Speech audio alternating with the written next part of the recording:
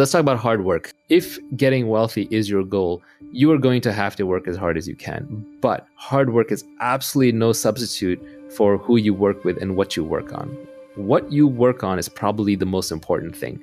And you can save yourself a lot of time if you pick the right area to work in. Picking the right people to work with is the next most important piece. And then third comes how hard you work.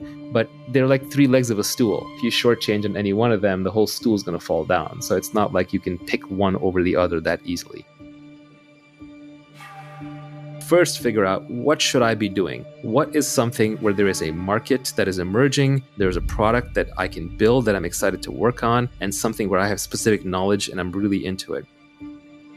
Second, surround yourself with the best people possible. And no matter how high your bar is, raise your bar, because you can never be working with other people who are great enough. If there's someone greater out there to work with, you should go work with them.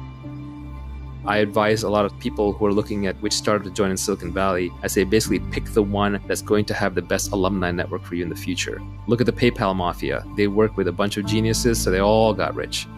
Try and pick based on the highest intelligence, energy, and integrity people that you can find. And then finally, once you've picked the right thing to work on and the right people to work with, then you work as hard as you can. This is where the mythology gets a little crazy. People will work 80, 120-hour weeks. A lot of that's just status signaling. It's showing off. Nobody really works 80 to 120 hours a week sustained at high output with mental clarity.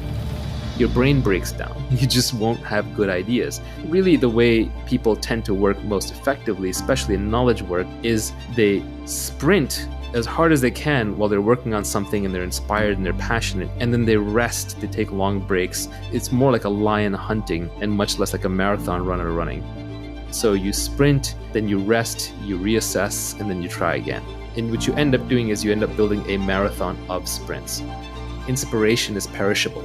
When you have your inspiration, do it right then and there. People talk about impatience. When do you know to be impatient? When do you know to be patient? Impatience with actions and patience with results.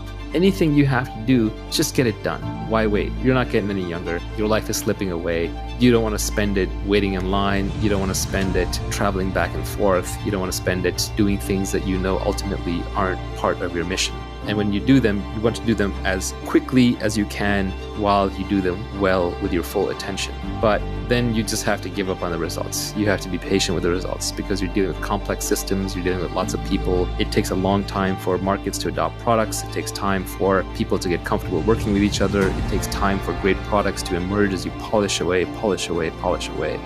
Impatience with actions and patience with results.